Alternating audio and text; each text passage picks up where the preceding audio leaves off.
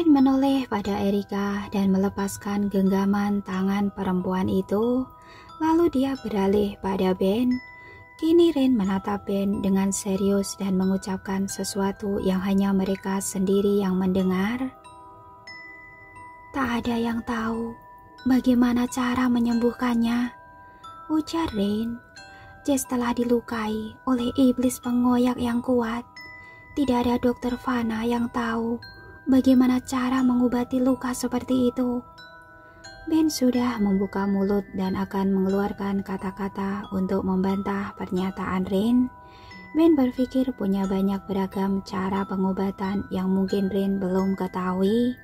Tapi tiba-tiba Ben memilih urung bicara dan terdiam. Ben sadar semua itu akan sia-sia, karena Ben tahu ketika Rin sudah membuat keputusan, gadis itu tak akan berpaling dari komitmen yang sudah dia buat. Erika merasa kecewa, dia pikir Rin lebih memilih bergabung dengan Benjamin. Erika tidak menyalahkan keputusan gadis itu, karena situasinya jika dilihat dari manapun, memang Jess terlihat sangat merugikan Rin. Karena itu Erika berbalik dan kembali pada teman-temannya. Dia tidak ingin ikut dengan kita, tanya Samantha dengan kecewa. Tentu saja, aku akan ikut dengan kalian, ujar Rin yang tahu-tahu sudah berdiri di belakang mereka. Erika, Samantha, dan Randall menoleh dengan bersama-sama. Terdengar embusan nafas lega dari mereka bertiga. Randall segera menggendong tubuh Jess yang sudah terkapar tak sadarkan diri. Bersama-sama mereka berlari menuju ke mobil Jess yang terparkir di depan rumah masa kecil Rin. Erika membentangkan selimut di jok belakang, lalu mereka membaringkan Jess di situ. Rin duduk di samping Jess dengan posisi kepala Jess di atas pangkuan Rin. Erika duduk di depan di samping Randall yang sedang mengemudi. Erika harus memastikan perjalanan mereka aman sampai di istana Dakwood. Samantha segera mengubah diri menjadi bayangan untuk menyelubungi kendaraan agar tak terdeteksi oleh makhluk manapun yang mungkin akan membahayakan mereka. Menyetirlah dengan cepat, Randall, kata Erika. Menyetirlah seperti neraka sedang mengejarmu. Randall pun menyetir tanpa berkata apa-apa. Bahkan jika dia harus dilemparkan ke neraka, dia rela melakukannya selama bisa membawa Jess kembali dengan aman ke istana Dakwood. Mereka melesat melewati kawasan pemukiman dan ke jembatan. Mereka berkejaran dengan kereta bawah tanah yang meraung di atas air biru. Matahari terang masuk ke mata, memercikan panas ke sungai. Ren menjaga erat tubuh Jess di pangkuannya ketika Randall mengambil jalur membelok dari jembatan dengan kecepatan hampir 100 km per jam. Ren teringat hal-hal buruk yang dia pikirkan tentang Jess. Bagaimana Jess melemparkan tubuhnya pada sang iblis pengoyak dan wajahnya yang penuh kemenangan. Rin menatap wajah Jess yang terlihat lelah tapi pucat di pangkuannya. Darah meresap ke dalam selimut. Rin jadi teringat kata-kata iblis pengoyak yang ganjil saat dia merasuki Adalin. Cinta membuat segalanya rumit. Rin menghadap ke depan, dia tak tahu lagi mereka sudah sampai di mana. Akan tetapi dia menatap wajah Randall yang sepucat kapas dan sedatar kertas melalui spion tengah. Fokus mengemudi mobil dengan Erika yang panik setengah mati duduk di sampingnya. Berapa jauh lagi? Rin sudah tak sabar melihat kondisi Jess. Mungkin 20 menit. Randall menyetir secepat mungkin. Itu terlalu lama. Tidak adakah cara yang lebih mudah? Bukankah kalian memiliki kemampuan super? Maksudku, kalian bisa terbang, berpindah tempat, atau apapun itu hanya dalam sekedip mata, bukan? Erika mengepalkan tangan dengan tak sabar dan memukul dashboard. Akhirnya dia pun menjelaskan secara singkat pada Rin. Kekuatan kami melemah seiring dengan melemahnya kekuatan Jess. Apalagi sekarang, monster di dalam tubuhnya semakin mendominasi. Ritual terakhir yang kami lakukan di kota bayangan ternyata tidak memberikan efek apapun selain mempercepat kematiannya. Apa maksud kalian? Kematian? Ritual apa? Rin hampir berteriak. Mereka sudah mencapai batas wilayah hutan Darkwood. Seketika cahaya matahari tersingkirkan dari batas hutan itu. Kabut terus tiba-tiba menyelubungi perjalanan mereka. Kabut merupakan pesona sihir dari hutan Darkwood akibat dari kutukan yang ditorehkan oleh sang penyihir untuk kerajaan. Tak akan ada matahari dan tak akan ada cahaya terang di hutan itu juga kerajaan, sampai sang raja dan keturunannya berhasil mematahkan kutukan itu. Ketika mereka sudah mencapai batas wilayah hutan Darkwood, belasan pasukan kegelapan yang lain datang menyambut mereka dalam bentuk bayangan yang bergulung-gulung. Mereka semua terbang melesat di udara bersama dengan sang naga. Dalam sekejap mata, mereka menyelubungi mobil hingga mobil itu terangkat dan terbang seperti kereta kuda biasanya. Berikutnya mereka sudah tiba di halaman istana Darkwood. Pohon kembar, ujar Randall ketika mereka tiba di halaman istana. Randall segera membuka pintu. Dia kembali ke wujudnya sebagai bayangan berjubah hitam dengan tudung di kepala. Randall meraih Jess dalam gendongan. Ketika Randall keluar dari mobil dengan Jess di dalam gendongannya, tiba-tiba suasana menjadi gelap seperti terjadi gerhana matahari total. Angin kencang bertiup dan petir sesekali menyambar di langit kerajaan Darkwood. Seluruh pasukan kegelapan yang selama ini belum pernah Rin temui berbaris membentuk formasi memanjang secara lengkap. Ketika Rin akhirnya juga keluar dari mobil dan menatap mereka dengan seksama, tiba-tiba dia gemetar hebat. Sepasang kaki Rin terasa lemas. Dia pernah melihat formasi lengkap itu sebelumnya, tapi tak pernah benar-benar menyadari bahwa mereka adalah para pasukan kegelapan penjaga hutan yang sebenarnya. Mereka semua dalam beragam rupa. Sebagian besar bertubuh manusia tapi berkepala binatang.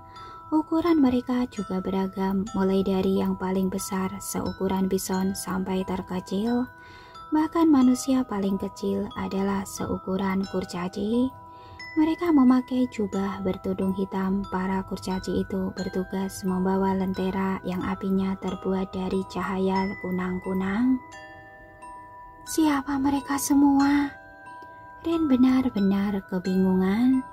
Jess digendong oleh Randall. Pada sisi dan kanan kiri Randall ada sepasang lagi pasukan kegelapan yang secara fisik sama persis dengan Randall. Seolah-olah Randall membelah menjadi 3 bagian. Di belakang Randall ada sebaris pasukan kegelapan yang lain. Mereka semua mengenakan jubah gelap untuk menutupi kepala binatangnya. Meski tubuh mereka sebagian berwujud manusia, tapi ada juga yang berbentuk hewan dengan kepala manusia. Rin melihat di bagian tengah barisan ada seekor kuda hitam, tapi kepalanya manusia. Dia seorang pria tampan dengan rambut panjang ikal sepinggang alih-alih serai kuda. Erika berdiri di samping Rin dan menepuk pundak gadis itu. Kami harus melakukan ritual untuk menetralkan kelebihan rune di tubuh yang mulia.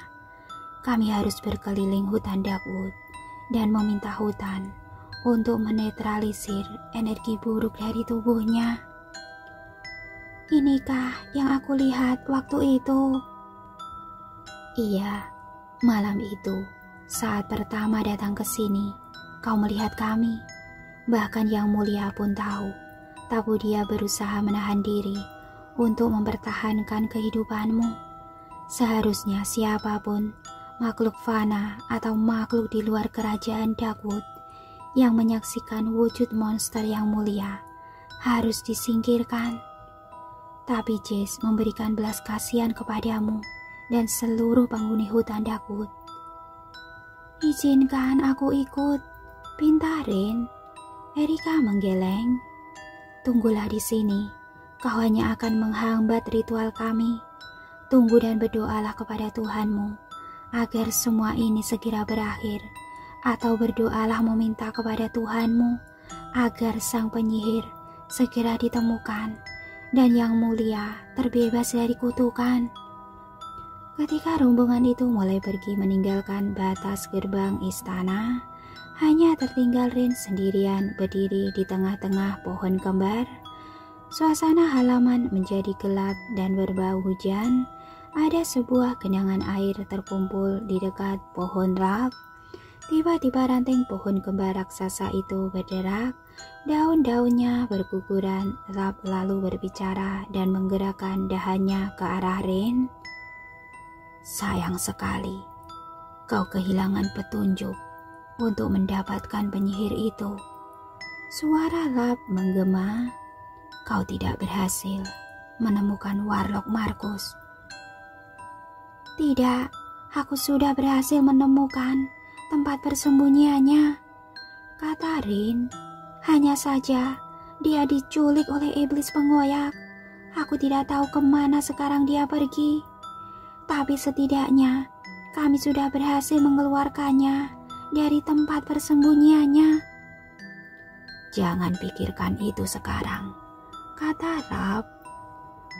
Pohon tua itu kembali menggerakkan dahannya dan menjatuhkan beberapa helai daun di atas kepala Rin. Lap membubuhkan dahan-dahan itu seolah-olah dia sosok manusia yang sedang mendekatkan wajah pada Rin. Satu dahan kecil memegangi bahu Rin. Rin Orwell, kau tahu apa yang telah kau lakukan? Rin mendongak terkejut menatap pohon kembar Lap sehidup itu. Rin bahkan tak bisa membedakan mana Lap dan mana saudaranya. Rin bahkan lupa siapa nama saudara kembarnya Lap. Rin hanya ingat pada nama Ralph. Aku tidak mengerti maksudmu, kata Rin. Segulung angin bergemuruh melalui cabang-cabang dan ranting pohon Lap seolah-olah pohon itu menghembuskan dan mendesiskan suara. Kau sangat mirip dengan dia. Suara Lap menggema di kepala Rin. Mirip siapa? Tanya Rin kaget. Dia belum pernah mendengar Lap berbicara seperti ini sebelumnya. Terakhir kali mereka berbicara, Lap tampak tak suka dengan Rin. Kau mirip seperti sang penyihir, ujar Lap. Lalu pohon itu berdiri tegak kembali ke tempatnya dengan dahan-dahan yang kaku tak bergerak. Angin dingin masih berputar-putar di sekitar pohon dan menerbangkan dedaunan yang sudah rontok di permukaan tanah. Alisa, suara yang merambat di udara itu seperti desiran angin. Dia datang dari kejauhan dan menyergap pendengaran Rin. Gadis itu tersentak kaget. Dia sadar hanya sendirian di sana. Pohon Lap sudah tidak bergerak dan tidak berbicara padanya. Tapi nama terakhir yang disebutkan Lap membuat Rin merinding. Siapa Alisa? Rin mendengar Jess berteriak di kamarnya di menara timur. Ketika Rin berlari dan mendorong pintu kamar Jess, dia melihat ruangan itu dipenuhi dengan kabut hitam yang berputar-putar. Rin kebingungan dengan situasi yang terjadi. Saat dia mendekat sambil menyebut nama Jess dengan panik, rasa sakit mengembang di kedua lengan, pipi, bahkan sekujur tubuh Rin. Gadis itu menjerit, lalu secara insting Rin melindungi wajahnya dengan tangan. Rin merasakan sesuatu melilit tubuhnya, terasa seperti kawat-kawat berduri yang tajam dan menusuk-nusuk. Rin menggeliat dan meronta, akan tetapi belitan itu terasa semakin menusuk kulit hingga menembus dagingnya. Tidak, apa ini? Jess, kau baik-baik saja? Apa yang terjadi di sini? Rin tak bisa melihat apapun selain kabut pekat yang berkumpal-kumpal di sekitarnya. Dia pikir Jess kembali dikuasai oleh monster di dalam tubuhnya. Akan tetapi Rin mendengar suara derap langkah kaki. Itu cukup, teriak Erika dengan suara yang tenang. Erika mengibaskan tangan di depan wajah dan seketika kabut-kabut hitam yang berjubel-jubel di dalam kamar Jess menghilang begitu saja. Antara Rin dan Jess yang sebelumnya dipisahkan oleh kabut kini tak ada yang menutupi pandangannya. Erika, apa yang... Rin sudah melangkah untuk mendekati Jess. Akan tetapi cambuk Erika memulur dan menghantam lantai tepat di depan kaki Rin. Gadis itu terpaku tak berani bergerak seinci pun. Di sana di depan matanya Rin melihat Jess tengah dijerat oleh tanaman berduri dan beracun. Tanaman itu dikendalikan oleh Erika. Jess seperti terpaku ke tembok dengan belitan tanaman berduri di sekujur tubuhnya. Pria itu tak sadarkan diri dengan kepala yang terkulai ke dada. Semua pikiran Rin terdorong keluar dari benaknya yang samar-samar. Jess. Ternyata berbicara membuat Rin sakit. Cambuk Erika juga menggores pipinya. Dia masih merasakan nyeri di pipi dan sekujur tubuhnya bekas cambuk yang sebelumnya membelit. Rin bisa membayangkan rasa sakit yang diterima Jess bahkan mungkin ribuan kali daripada yang Rin rasakan beberapa saat lalu. Tenang saja, ujar Erika. Dia hanya tak sadarkan diri. Kau menjeratnya dengan tanaman beracun. Rin mulai menoleh pada Erika. Dia bermaksud untuk mengempaskan diri pada Erika. Akan tetapi dia malah terhuyung-huyung mundur seperti telah menabrak sesuatu yang tak kasat mata, tapi keras dan sekuat kaca. Erika menciptakan dinding tak kasat mata untuk Rin. Dengan marah Rin menyerang udara menggunakan kepalan tangannya. Erika! Teriak Rin. Dia menendang-nendang dinding tak kasat mata di depannya sampai hampir membuat kakinya memar. Jangan bodoh, kau akan membuat Jess mati. Apa yang coba kau lakukan padanya? Aku sudah tak akan ada di sini ketika itu semua terjadi, ujar Erika sambil menatap wajah Jess yang terlihat kesakitan. Rin terpukul kaget, dia bagai tersetrum karena baru saja sadar. Jadi, selama ini kau bekerja sama dengan wali kota Flynn untuk menjatuhkan Jess. Itukah kenapa kau sangat aneh ketika aku berjuang untuk membuat Jess kembali normal? Sebaliknya, kau malah terus mendorongnya untuk memunculkan monster di dalam dirinya. Kau bekerja untuk wali kota Flynn. Tenggorokan Rin terasa sekering debu sampai dia tak bisa berkata-kata selain melontarkan tuduhan itu. Erika tidak mengenakan pakaian kerjanya sebagai kepala asisten rumah tangga seperti biasa. Rambutnya juga tidak digelung seperti biasanya. Erika mengenakan setelan terbuat dari bahan kulit dan tank top hitam di dalam jaketnya. Rambut panjang Erika tergeres sempurna dengan ikal-ikal kecil di bagian ujung. Dia juga mengenakan sepatu boot hitam selutut. Erika terlihat jauh lebih muda dari penampilan biasanya. Rin hampir tak mengenali perempuan itu. Slash. Erika memukulkan cambuknya sekali lagi ke lantai. Dia menyeringai ke arah Rin. Tidak sayang, aku tidak bekerja untuk wali kota Flynn, ujar Erika. Erika mengangkat tangan Jess yang terkulai dan menarik sesuatu dari situ. Dia membuat semacam gambar mengikuti runa yang tertoreh di telapak tangan Jess. Dari runa itu tercipta sebuah senjata dari tulang hitam. Tapi wali kota Flynn memang bekerja untuk tuanku. Itu benar, kami bekerja pada tuan yang sama, tapi kami tidak pernah berada dalam satu tim. Dengan gerakan cepat, Erika menusukkan belati yang terbuat dari tulang hitam itu ke telapak tangannya hingga menggoreskan luka dan menorehkan darah merah segar. Sejenak tidak ada yang terjadi, lalu Rin mendengar suara pintu terbuka. Secara naluri, Rin berputar untuk melihat siapa yang datang dari pintu kamar Jess, tapi tidak ada siapa-siapa di pintu itu.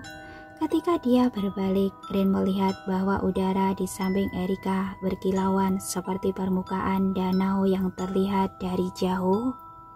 Sebuah dinding udara tercipta dari kabut gelap membelah seperti tirai hitam, lalu seorang pria tiba-tiba muncul dari lubang itu. Seakan-akan pria itu telah menyatu dan keluar di antara kabut hitam yang pekat. "Erika," ujar pria itu, "kau berhasil membangkitkan sang penyihir." Erika segera membungkuk di depan pria itu, tapi dia diam saja dan tak mengeluarkan sepatah kata pun. Erika tampak lumpuh, entah karena takut atau terkejut. Tidak mungkin Rin mengetahuinya. Rin yang berdiri di tengah-tengah kamar Jess jauh lebih terkejut lagi ketika menyadari siapa sosok yang baru muncul dari lubang kabut itu. "Tuanku Markus," kata Erika akhirnya, "aku tidak menyangka kau akan datang secepat ini." Ayah!" Suara Rin bergetar. Pria yang muncul dari lubang kabut itu sedikit mirip dengan wajah ayahnya ketika masih muda, meskipun senyum culasnya sama sekali berbeda dan tak pernah Rin ketahui sebelumnya. "Ayah, apa yang terjadi di sini? Bisa kau jelaskan padaku? Dan Erika, kenapa dia?" Alih-alih menjawab, Markus Orwell malah menggerakkan tangannya hingga muncul sebuah selubung sihir. Selubung itu dengan cepat menyeret tubuh Rin mendekati Markus. Markus menyerang dan mendorong Rin sampai gadis itu menabrak dinding. Punggung Rin menempel pada dinding kamar Jess. Di seberang ruangan, Jess juga menempel di dinding, hanya saja dia terpatri oleh belitan sulur-sulur berduri.